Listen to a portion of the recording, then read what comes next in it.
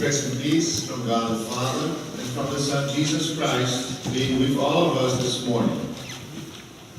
From the Gospel of Mark chapter 4, verses 35 to 41. A great lesson for all of us, a practical lesson for all of us this morning. And to start the message, the 12 should have realized there was nothing to be terrified about their journey crossing the lake with Jesus so close to them.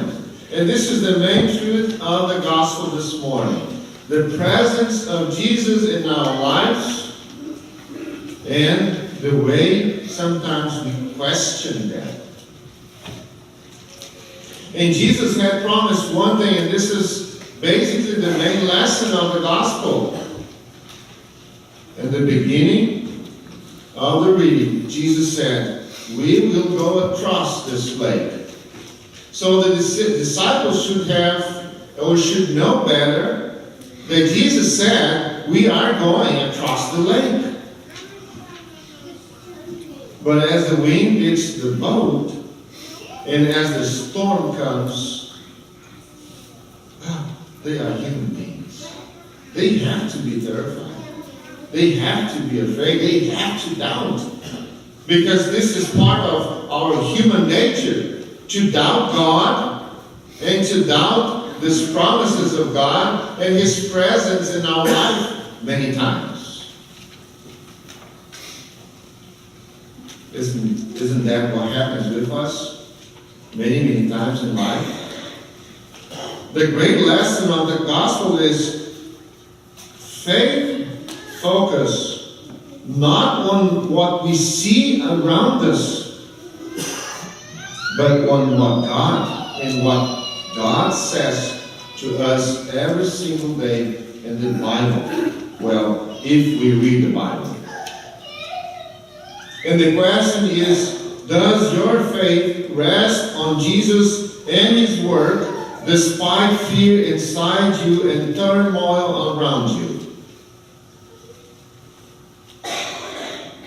What would happen to us if we would do just like what the disciples did? The only thing they could see was the storm, the wind. Well, they could not see the wind. But they could feel the wind hitting that boat. That's the only thing they saw. They could not see Jesus sleeping or taking a nap in the stern of the boat. And they could not realize and remember the promise of Jesus, I will take you to the other side of the lake. And by the way, Jesus saw the storm coming. Yes, He saw the storm coming. And that storm, in that particular time, in that particular day, for those people, it was a lesson to be learned. It would be part of the disciples' curriculum. It would help the disciples to understand a lesson that they did not even know they needed to learn. A lesson for all of us.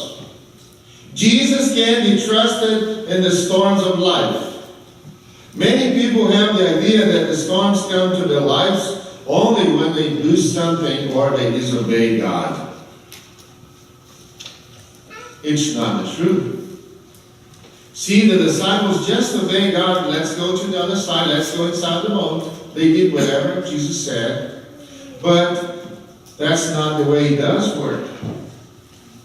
Remember, we always remember Jonah ended in fleeing from God when the storm came and they threw him out of the boat.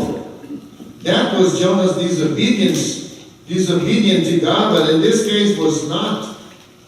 The disciples got into a storm because of their obedience to God.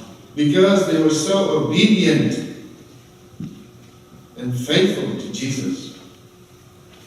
That's why the storm came. Jesus told them to come inside and sail to the other side of the lake. And they just obeyed Jesus. The storm described in the reading of the gospel this morning, I don't think we can picture.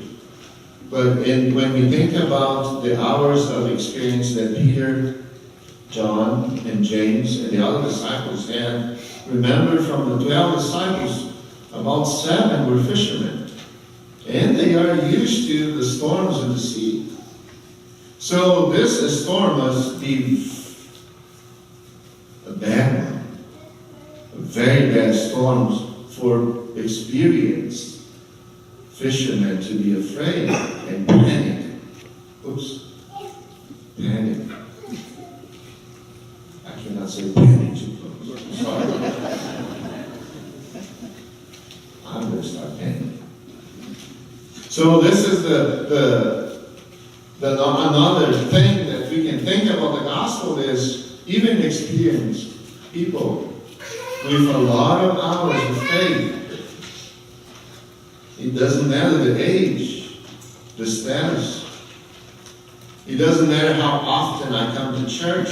It doesn't matter how often I read the Bible. The storms will come to my life. And then we cannot see just the storms. What happens around me, I have to focus my eyes and my heart in Jesus Christ, my Lord and my Savior. And that will help me to get over the storm. To begin with, the disciples had a promise that they were going to the other side. Jesus said, let us go across. Jesus wants to cross the lake because he was tired. He needs some rest. The other side is where we find rest. And many times in life, we also face tempestuous sea, as we sing. The wind blowing against us, and it does not matter how prepared we are for those storms, it will hit us. But here is the promise of Jesus that we are going to get to the other side. A pastor once said, his commandments are always his enablement, and nothing can hinder the working out of his plans. He did not promise an easy trip, but he guaranteed arrival at their destination. That's beautiful. That's beautiful when we face so many storms in our lives and we know that by the end, we'll be with Jesus at the other side. The second lesson in our gospel today, we cannot forget about the presence of Jesus in that boat. The Lord was with the disciples.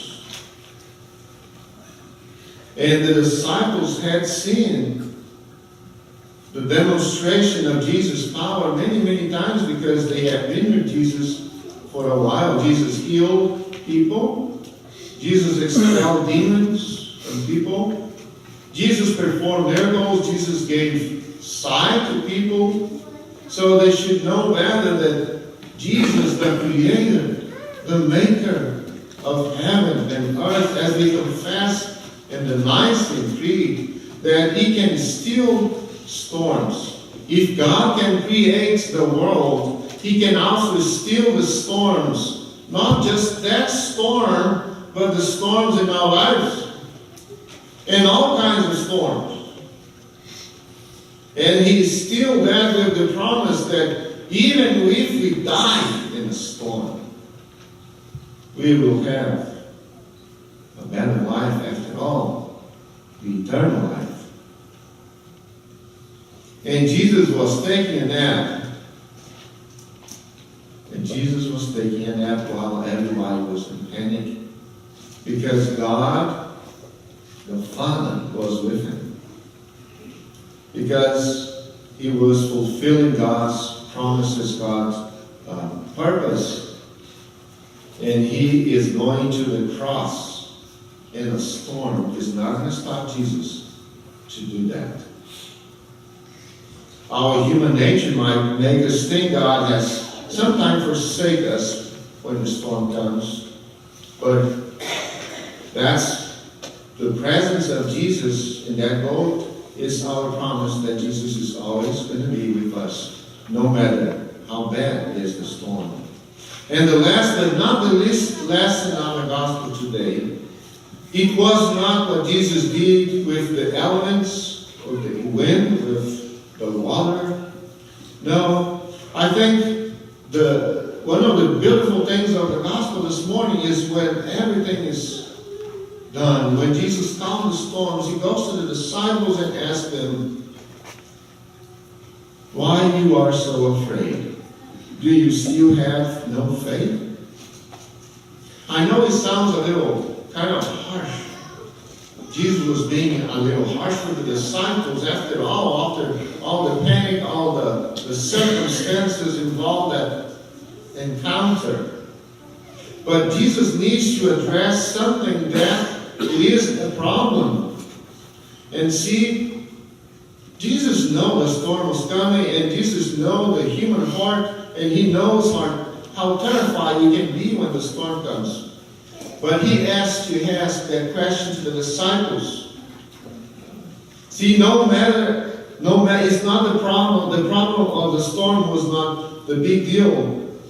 The nature of the problems and the way we face it. This is what Jesus wants to address when he asked the disciples, do you still have no faith? Because we cannot face anything in our lives if we don't have faith in Jesus.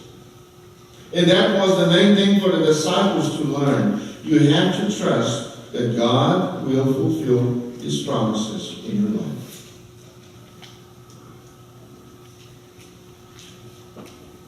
Jesus' call for us today is all about trust and about faith. Faith and trust even in the most dangerous circumstances of our lives. That's the call of Jesus for us today. To give the communion and the fellowship with Him.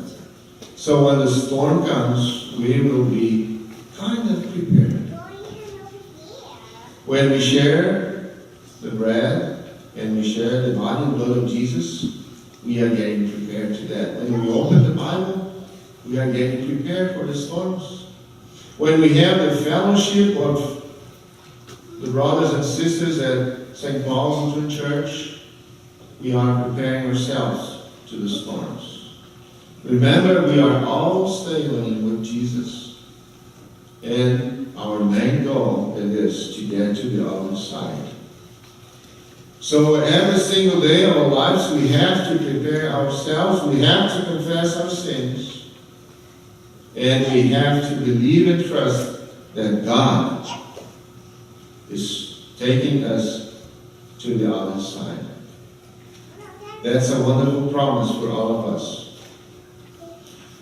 That even if we go through a lot of problems, temptations, bad circumstances in this life, the Holy Land will be our future and our inheritance. May God bless us all as we sail with Him through this life until He gives us the eternal and the most beautiful and wonderful life. In Jesus' name, amen.